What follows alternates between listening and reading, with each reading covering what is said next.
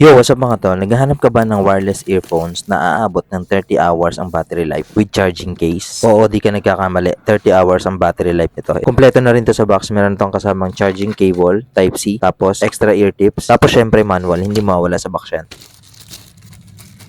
Ito nga pala yung bagong-bago ng Coreply EP800 wireless earbuds, Bluetooth 5.4 headphones in-ear with noise cancelling mic.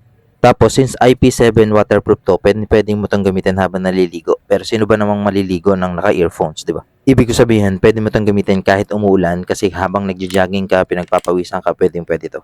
At saka since pwede ito sa games, 0.06 seconds low latency, one step ahead of the others. O diba ang galing nun? Parang realistic na nandun ka sa mismo sa games basta suot mo tong earphone. Tapos syempre meron tong touch operations, one touch for play and then pause,